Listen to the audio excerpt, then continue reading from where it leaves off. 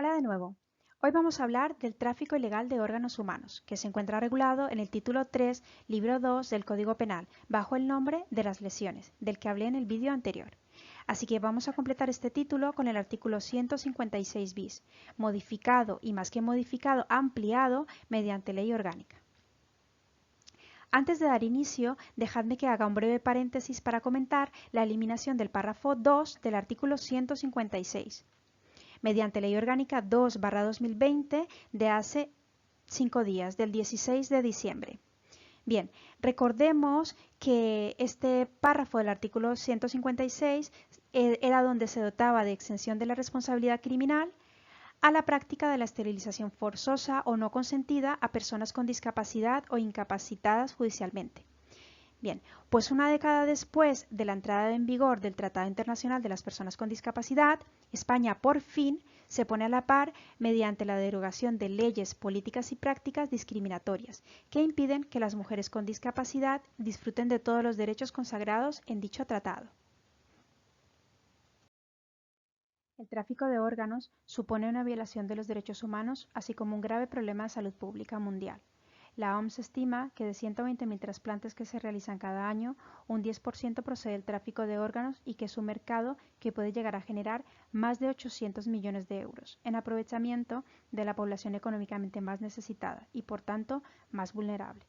Es así como operan estas mafias en países como Pakistán, India, Filipinas, gran parte de América Latina o China, donde según Amnistía Internacional se realizan extracciones con total impunidad, camuflados bajo un falso sistema de donación de órganos llevados a cabo por su propio gobierno. Es un mercado que va en auge debido al aumento de la demanda, a las largas listas y tiempo de espera para recibir de forma legal el trasplante de un órgano, que sumado a la falta de sistemas de donación legales eficientes que cubran esta demanda, hacen que cada vez existan más mafias dedicadas a comercializar con órganos humanos, que no son perseguidas eficazmente. En España, la donación y el trasplante están regulados en nuestro ordenamiento jurídico en base a la gratuidad que han de tener las donaciones de personas vivas o fallecidas. Dentro de este marco regulador se establece la obligatoriedad del consentimiento libre, informado y expreso para proceder a la extracción de órganos para trasplante a partir de una persona viva y los requisitos de consentimiento y autorización para proceder a la extracción de órganos a una persona fallecida, convirtiéndose así España en líder mundial desde hace 28 años, en lo que a sistemas de donación lícita se refiere, con un modelo que han adoptado países como Croacia, Francia o Portugal, entre otros. En cuanto al tráfico ilegal de órganos, España cuenta con uno de los marcos reguladores de mayor garantía y exigibilidad de la responsabilidad criminal, así como una activa participación en su erradicación a nivel global. Así es como, en armonía con el nuevo convenio del Consejo de Europa sobre la lucha contra el tráfico de órganos humanos, abierto a la firma en Santiago de Compostela el 25 de marzo de 2015, España lleva a cabo la reforma de su Código Penal mediante Ley Orgánica 1/2019 de 20 de febrero. En este nuevo marco legal se incluye una definición amplia y clara del conjunto de prácticas constitutivas del delito de tráfico de órganos humanos, así como una mayor punición en supuestos de extrema gravedad, como es el de pertenencia a grupo u organización criminal o el efecto de reincidencia internacional. Como habíamos dicho antes, este delito se regula en el título 3, libro 2, artículo 156 bis del Código Penal, y se trata de la extracción u obtención ilícita de órganos humanos ajenos, así como la mediación, captación, publicitación, el mercadeo, transporte, almacenaje, importación o exportación y cualquier otra acción con el fin de su trasplante o cualquier otro fin en provecho propio o ajeno. Como he dicho antes, este artículo ha sido modificado recientemente mediante Ley Orgánica 1/2019 de 20 de febrero, con el fin de transponer directivas de la Unión Europea, adaptando así el Código Penal a las previsiones contenidas en el Convenio del Consejo de Europa sobre la lucha contra el tráfico de órganos humanos. Y lo hace castigando a los que de cualquier modo promuevan, favorezcan, faciliten, publiciten o ejecuten el tráfico de órganos humanos, con la pena de prisión de 6 a 12 años cuando se trate de una persona viva. y con la pena de prisión de 3 a 6 años cuando se trate del órgano de una persona fallecida. ¿Qué se entiende por tráfico de órganos humanos?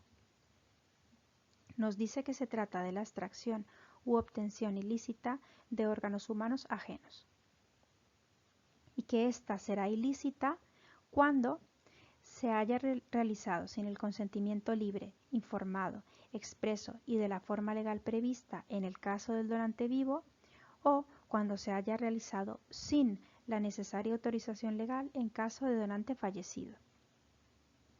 También se entenderá como ilícita cuando a cambio de la extracción u obtención medie dádiva, retribución de cualquier clase o se acepte ofrecimiento o promesa. No se entenderá así el resarcimiento de los gastos o pérdidas de ingresos derivados de la donación. Es decir, cuando el receptor decida resarcir los gastos, por ejemplo el de transporte o los gastos farmacológicos, así como las pérdidas de ingresos, por ejemplo los días de baja derivados de la donación, pues estos resarcimientos no constituirán delito alguno. También nos dice que se entenderá por tráfico de órganos todas aquellas acciones que revistan la obtención o la extracción ilícita. La preparación, la preservación, el almacenamiento, el transporte, el traslado, la recepción, importación o exportación.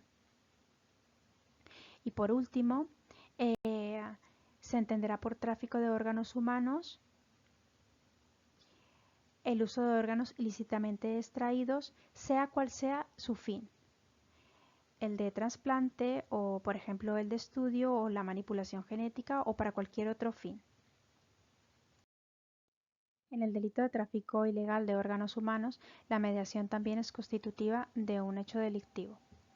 Así lo dice en el punto 2, donde nos dice que también se castigará a los que en provecho propio o ajeno soliciten o reciban por sí o por persona interpuesta dádiva o retribución de cualquier clase o acepten ofrecimiento o promesa por proponer o captar a un donante o receptor de órganos. También se castigarán a los que ofrezcan o entreguen por sí o por persona interpuesta dádiva o retribución de cualquier clase a personal facultativo, funcionario público o particular, con ocasión del ejercicio de su profesión o cargo en clínicas, establecimientos o consultorios públicos o privados, con el fin de que se lleve a cabo o se facilite la extracción u obtención ilícita o la implantación de órganos ilícitamente extraídos. Y también nos dice que si el receptor del órgano consintiere la realización del trasplante conociendo su origen ilícito, será castigado con las mismas penas previstas en el apartado 1, que podrán ser rebajadas en 1 o en 2 grados, atendiendo a las circunstancias del hecho y del culpable. Las penas previstas en el apartado 1 se impondrán superiores en grado cuando se ponga en grave peligro la vida o la integridad física o psíquica de la víctima del delito. También se impondrán superiores en grado cuando se trate de un menor de edad o persona especialmente vulnerable por razón de su edad, discapacidad, enfermedad o situación. Cuando concurran ambas circunstancias, se impondrá la pena en su mitad superior. El apartado 5 nos dice que cuando participe en la comisión del delito un facultativo, funcionario público o privado que con ocasión del ejercicio de su profesión o cargo realice en centros públicos o privados alguna de las conductas del apartado 1, es decir, faciliten la extracción u obtención ilícita de donante vivo o fallecido, o que solicite o reciba dádiva o retribución de cualquier clase, o acepte ofrecimiento o promesa, así como realice cualquiera de las acciones relacionadas con dicha extracción ilícita, como por ejemplo la preservación, la preparación, el almacenamiento, la importación o exportación, etcétera, cualquiera que sea su fin, para trasplante o para cualquier otro fin. O también cuando concurra alguna de las conductas mediadoras del apartado 2, pues las penas se impondrán superior en grado. Y además la pena de inhabilitación especial para el empleo o cargo público, profesión u oficio por el tiempo que dure la condena. Si además concurre alguna de las circunstancias que hemos enumerado en el apartado 4, se impondrán las penas en su mitad superior. Y en el en el segundo párrafo del apartado 5 nos dice que se considera facultativo todas aquellas personas que realicen una actividad sanitaria o sociosanitaria. Cuando el culpable pertenezca a organización o grupo criminal dedicado al tráfico ilegal de órganos humanos, se impondrá la pena superior en grado y la pena de inhabilitación especial para profesión, oficio, industria o comercio por el tiempo que dure la condena. Si concurre además alguna de las circunstancias agravantes del apartado 4, se impondrán las penas en su mitad superior. Y si concurre la circunstancia del apartado 5, se impondrán las penas señaladas en este en su mitad superior. También, cuando el culpable sea el jefe, administrador o encargado de dichas organizaciones o grupos criminales, se aplicará la pena en su mitad superior, que podrá ser elevada a la inmediatamente superior en grado.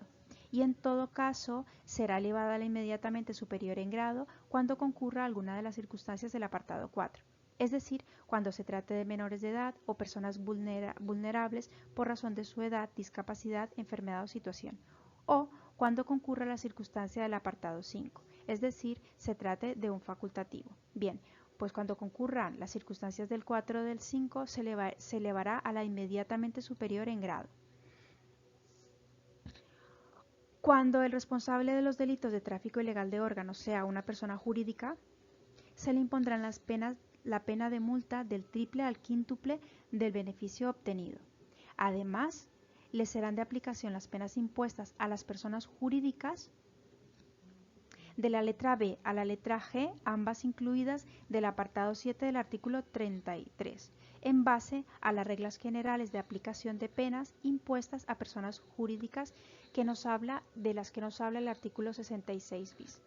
Estas penas, por hablar de ellas así muy por encima, son la suspensión de sus actividades por un plazo que no exceda a 5 años, la clausura de locales y establecimientos por un plazo que no exceda 5 años, la prohibición de realizar en un futuro actividades en cuyo ejercicio se haya cometido el delito. También están la inhabilitación para obtener subvenciones, ayudas públicas, incentivos o beneficios fiscales de la seguridad social, o la disolución de la persona jurídica. Y si no estoy mal, la G creo que es la intervención de locales o establecimientos. A ver que lo mire. 33. 33. G. Sí, la intervención judicial para salvaguardar los derechos de los trabajadores o de los acreedores por el tiempo que estime necesario, que no podrá exceder de 5 años. Vale, pues los tenéis todos ahí en el artículo 33, apartado 7. Letras B a G. Bueno, y por último, la provocación, la conspiración y la proposición para cometer los delitos previstos en este artículo también se castigan con la pena inferior en 1 o 2 grados a la que corresponda. Las penas previstas en este artículo se impondrán sin perjuicio de las que correspondan en todo caso por el delito del artículo 177 bis, correspondiente al delito de trata de seres humanos y demás delitos efectivamente cometidos. Las condenas en el extranjero por delitos de la misma naturaleza producirán efecto de reincidencia, salvo que el antecedente ya haya sido cancelado o pueda hacerlo con arreglo al derecho español. Y por último, a los condenados por la comisión de uno o más delitos comprendidos en este título, cuando la víctima fuera alguna de las personas del artículo 173.2, que recordemos se trata de personas amparadas en cualquier tipo de relación por la que se encuentren o se hayan encontrado integradas en el núcleo de convivencia del autor de los hechos, se les podrá imponer además una medida de libertad vigilada. Bueno, pues con esta explicación finalizamos el título 3 del libro 2 del Código Penal, que comprende los delitos de lesiones, y que iniciamos con el vídeo anterior. Gracias por estar hasta el final, espero que os haya sido de ayuda y hasta la próxima.